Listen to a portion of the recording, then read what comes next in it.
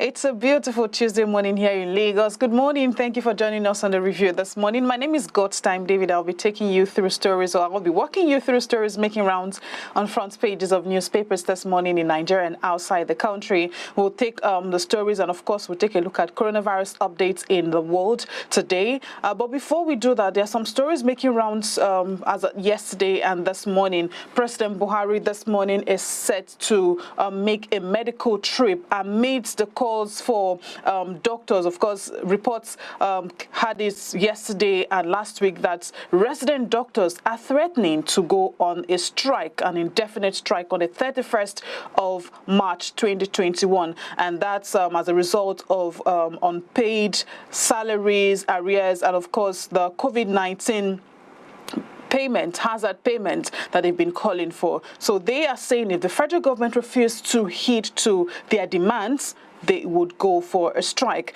We also have a story of insecurity. That is one story that has rocked Nigeria very strongly for quite some time now, and that's in Kaduna State, the 30 boys that were kidnapped. The governor El Rufai is saying he would not negotiate with bandits, and Nigerians are saying, is it not time to negotiate? Do you think that the lives of these boys are worth not negotiating? That and many more stories we'll take this morning. But before we continue our conversation, we have our guest joining us very early. His name is Jide Johnson. He's a broadcast journalist. Good morning, Jide. Thank you for joining us. Good morning. Good morning, God's Time. Good morning to our viewers. Yeah, let's begin with the Punch newspapers. Now, we have a story of President Muhammadu Buhari making a medical trip. Now, you saw that story this morning and the conversation surrounding resident doctors threatening an indefinite strike. How did this president's medical trip hit you? A medical trip to London should surprise many or any Nigerian, because that has been the characterization of his presidency. But just that in 2020 there was coronavirus, and there were restrictions on global traveling.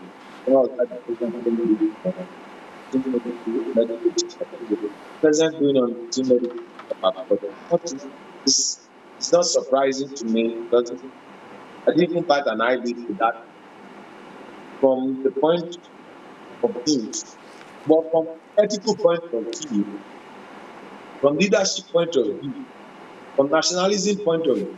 Okay. So, President go on a medical trip abroad when doctors want to go on strike in Nigeria, that's fine.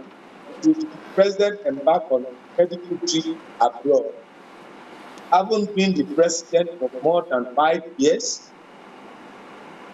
These are questions. If the president after 5 years could not fix our medical industry, the medical facilities that we have after 5 years, what next president is? So those are questions that are begging for answer. As far as I'm concerned, I'm not surprised that it's coming abroad. That's the pattern that president has adopted since the president. And it's not surprising to me. But those ethical issues requires answers. Yeah, but do you think let's live apart if this has been his routine for quite some time now. But do you think that it is the right time to make this trip, considering the calls for resident doctors to take on the strike? Because of course in Nigerian medical centers today, resident doctors make about 85% of doctors, especially during the pandemic. So do you think that this trip is quite necessary right now? Well, the president needs to take care of it. He's the president of the nation. That's why the president has come. You have Minister of Health, you have Minister of Labor and this, and then you have National Assembly. There are various committees. So there are institutions. Let us not personalize governance. Now, the president has personal medical interest. As the head of the nation, deserves the best of medical attention. Every Nigerian deserves the best of medical attention. But to that to me that nation will not run without the person that is accountability. He said it's important, just like we should hold accountable those that have been charged with responsibility of managing some certain. That's why the constitution made the provision president to have an executive cabinet that will assist him day running the administration. So whether yesterday we travel time or first time, when it requires medical attention. And if medical attention is not, they are always getting it in London.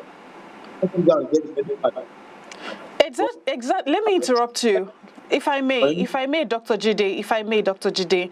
Now, I see that most presidents of other countries, let's say the United States, say Canada, UK, and the rest of them, when they have medical issues, they are treated within their country. When are we going to get to the point where our public office holders get sick and then decide to get medical treatment in the country rather than flying abroad?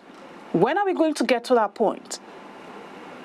Until we pass the that some expenses, any outside medical expenses, not paid by the state, but by officials that people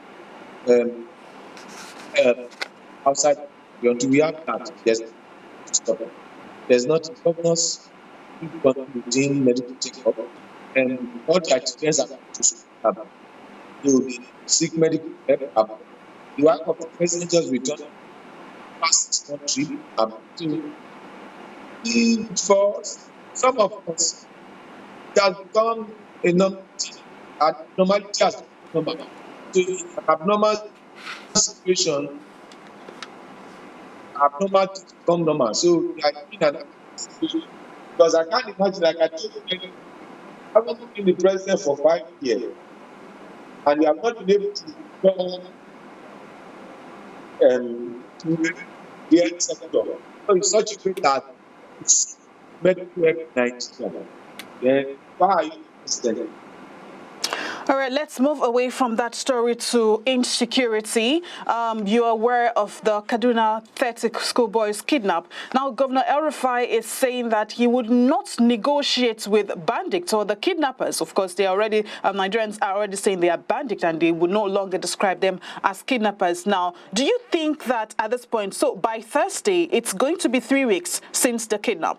Do you think that Governor El-Rufai should resort to negotiation at this point? Situation has that solution. And I have decided whatever actions the governor takes, that if he pays ransom to the bandit, he will criticize him. If he does not pay ransom to the bandit, but I think he has taken holy ground and an holy grail, and I should support him on this. I have never seen negotiate. You don't negotiate with bandit. You don't negotiate. Even if governor is negotiating with bandits, not like you've seen that governors of Niger, and Katsina have openly negotiated bandits. When you do that, you are putting the state towards criminality, chaos, breakdown for another. So I support him openly to say that it's not negotiating bandit, but through indirectness, short is to secure the release of this that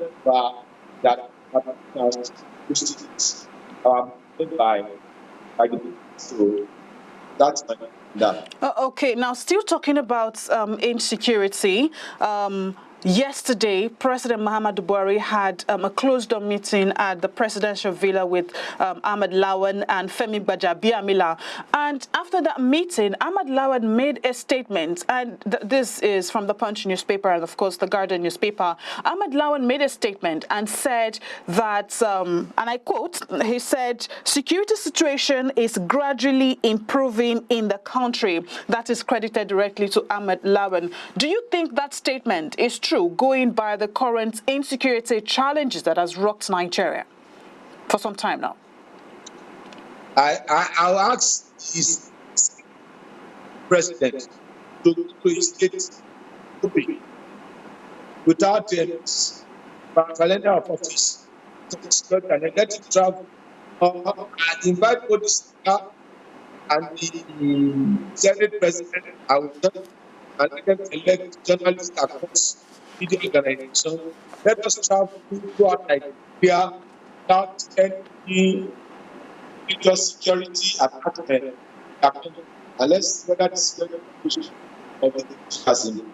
I don't know, because these people drive cars that are dead, and they live in high part of Nigeria, so they are cut off the reality of what happened.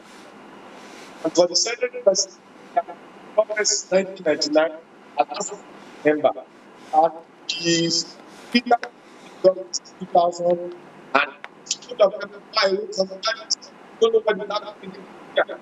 And that's why for 30 minutes and various situations that what we did in consequence after the last time is central president, but the central house of the weeks they are spending, for example, another part. Dr. Jide, at this point, what do you think will become of parents who would want to send their kids to school in the north? What do you think would become of them? And do you think that this might gradually get to the south and the southwest? Look, that has not gotten this world to the start of the problem. It's because my problem, not at the market that we have no. People, if it was to get the experience of abduction and the rest of it, now the big person. This is and I've challenged to go and read that person page 8, last paragraph, when it was talking about insecurity issues and the attendant and the consequences of inaction of government and those security challenges. I mean, this was when I consider that it was criticized as an idiot and condemned by others. The reality is, I've done all of this. Well, Dr. Jide, it's that consequence of the action of the government. well, Dr. Jide, let's hope that the government or federal government will not let the insecurity or the kidnapping get to or spread to all parts of the state before doing something about it. Thank you so much for joining us this morning. Thank you for your thoughts. It's a pleasure. Have a great day. That's all we can take this morning on Newspaper Review. You can join us at 3 p.m. and 9 p.m. to get details of these stories and other stories. My name is God's Time David, wishing you an amazing day. And please remember to stay safe. Have a great day. Bye-bye.